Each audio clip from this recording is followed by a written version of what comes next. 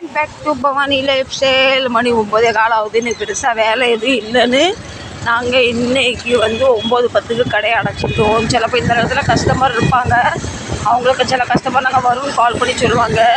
இன்றைக்கி என்னன்னு தெரியல, காலையிலேருந்து பெருசாக எதுவுமே வேலை இல்லை. நீங்களாம் எத்தனை மணிக்கு உங்கள் ஆஃபீஸ் விட்டு வீட்டுக்கு போவீங்கன்னு சொல்லுங்கள். நாங்கள் இப்போ தான் எங்கள் கடையை விட்டு வெளியே கனெக்ட் பண்ணிட்டோம். சில்பாட்டா ரோட்டில் நாங்கள் இப்போது 2 வீலரில் போய்கிட்டு இருக்கோம். தீபாவளி வந்தது ஒரே வரப்போகுது. ஒரே சாரீ கடை எங்கே பாருங்கள், துணி கடையாக தான் திறந்துக்கிட்டு இருக்குது. ஏன்னா எல்லாருமே ஷாப்பிங் பர்ச்சேஸ் பண்ணுவாங்களே. இங்கே ஒரு சிவன் கோயில் இருக்குது, கிடுக்காளி. இந்த ஊர் பேர் கிடுக்காளி மந்திரி சொல்லுவாங்க. நல்லா பிரசித்திப்பட்ட கோயில். நான் போயிருக்கேன் 4 தடவை. நான் போகிற வழி வர வழி எங்கே சாமியை பார்த்தாலுமே கும்பிட்டுக்கிட்டே போவேன். பிரார்த்தனை பண்ணுங்கன்னு இப்போவும் கும்பிட்டுட்டு தான் போகிறேன். 10-11 மணி வரைக்கும் வேலைக்கு போகிறவங்க வந்துக்கிட்டு இருப்பாங்க. அவங்க கலெக்ஷன் லாங் ரூட்டில் வந்துக்கிட்டு இருக்காங்க. 11 மணி வரைக்கும் தூரத்துலேருந்து வேலையிலேருந்து வரவங்களும் வருவாங்க. நான் வீட்டுக்கு போகிறதுக்கு எப்படியும் 10 காலம் ஆகும். இன்றைக்கி 10 காலம் போயிடுவேன். ஏன்னா சில இடத்துல சில கஸ்டமருக்காக நாங்கள் 9:30 மணி 10 மணி வரைக்கும் கூட வெயிட் பண்ணியிருக்கோம். இன்றைக்கி பெருசாக கஸ்டமர் வந்து இல்லைன்னு சொல்லி பரப்பிட்டாச்சு.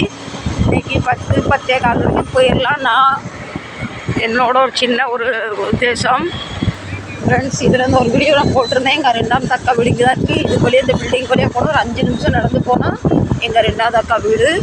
இருட்டாக இருக்கனால உங்களுக்கு தெரியல. பை சான்ஸ் வெளியே இருந்தால் அந்த பில்டிங் அவங்களுக்கு தெரியும். அது பெரிய டவர் கிடையாது. அவங்க இருக்க வீடு 5 ஃப்ளோர் தான். ஒரே ஃபர்னிச்சர் கடையாக, ஒரு துணி கடையாக இருக்குது. நிறைய பேர் தீபாவளிக்கெல்லாம் புது திங்ஸ் வாங்குவாங்க. சிலப்போ கார் வாங்குவாங்க. நீங்கள் என்ன வாங்க போகிறீங்க சொல்லுங்கள். சிலர் வேலைக்கு சைக்கிளில் போயிட்டு வந்துட்டு இருக்காங்க. அது ரொம்ப நல்லது. எக்ஸசைஸ் மாதிரியும் ஆகும், உடம்பும் ஃபிட்டாக இருக்கும். இன்றைக்கி பரவாயில்ல, பெருசாக டிராஃபிக் இல்லைன்னா அந்த இடத்துல பயங்கர டிராஃபிக் இருக்கும்.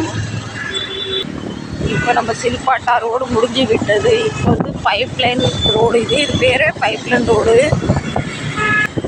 இது பார்த்துக்கோங்க. இந்த காட்டுக்குள்ளே ஒரு பிள்ளையார் கோவில் இருக்குது. இங்கே ஒரு 3 மாதத்துக்கு மேலே ஒரு லேடி சாமி கும்பிட போயிருக்காங்க. சாமி கும்பிட்டுட்டு அவங்க ரொம்ப நேரம் கும்பிட்டுருப்பாங்க போல். அதில் 3 ஐயர் அந்த கோயில் பூசாரி.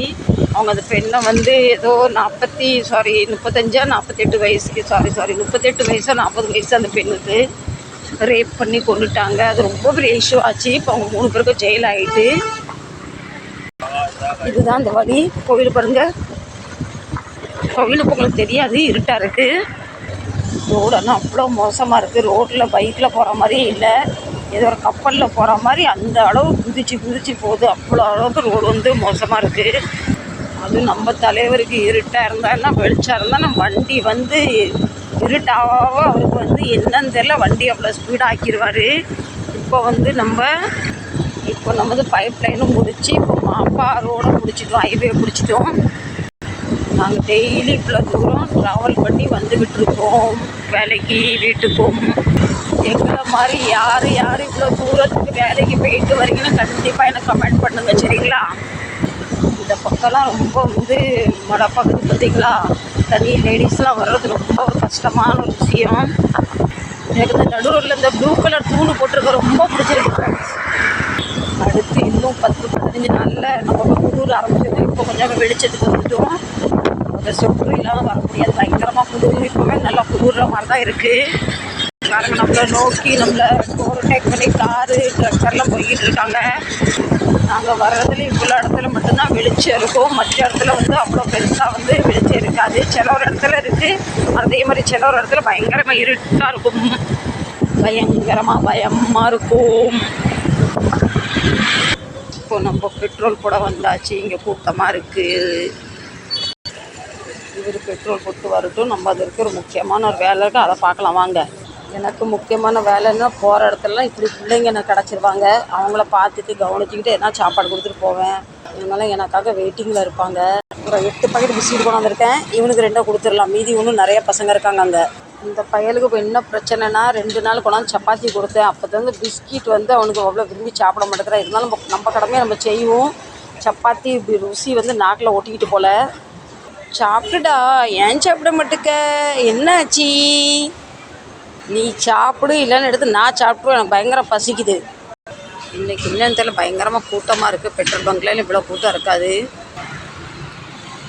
ஹலோ ஃப்ரெண்ட்ஸ், நீங்களாம் போய் ட்ராவல் பண்ணியிருக்கீங்களா? தூரமாக போய் எனக்கு டெய்லி எப்படி இதுதான்.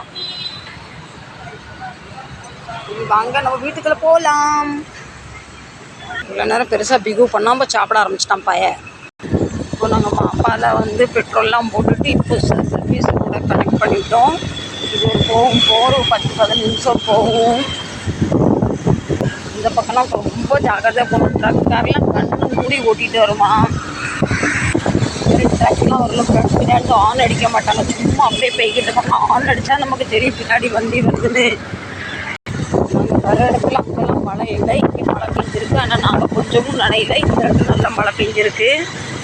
ஃப்ரெண்ட்ஸ், பித்ரு மகாலி அமாவாசையெல்லாம் ஸ்டார்ட் ஆகிட்டு, நீங்களாம் பித்ருவை வணங்குறது உங்கள் ஃபேமிலியில் உங்கள் குடும்ப பழக்கம் உண்டா சொல்லுங்கள்.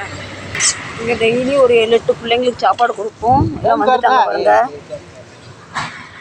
எங்களையும் நேசித்து எங்களுக்காக வெயிட் பண்ணுறதுல இதுவும் ஒரு உயிரினம். எப்பவுமே நிறைய பேர் உண்டு, இன்றைக்கி நிறைய பேரை காணும். இது எதுவும் வீட்டில் வளர்த்த புள்ள ஹைப்ரிட், அதெல்லாம் விட்டு போயிருக்காங்க. சரி ஃப்ரெண்ட்ஸ், இந்த வீடியோ எத்தோடு முடிக்கிறேன். ரொம்ப லென்த் வீடியோ ஆயிரும், பார்க்க மாட்டீங்க. எனக்காக இது வரைக்கும் ஒரு 5 நிமிஷம் டைம் எடுத்து எனக்கு சப்போர்ட் பண்ணதுக்கு தேங்க்யூ வெரி ஸோ மச். மீண்டும் நல்ல பதிவாக சந்திக்கிறேன். இந்த வீடியோ பிடிச்சினா கண்டிப்பாக லைக் பண்ணுங்கள், சப்போர்ட் பண்ணுங்கள். என் வீடியோ பார்த்ததுக்காக மனமார்ந்து தேங்க்யூ, லவ் யூ. பசங்க எல்லாம் குட்டி பிள்ளை பாருங்கள், ரொம்ப பாவம் சரியாலாம்.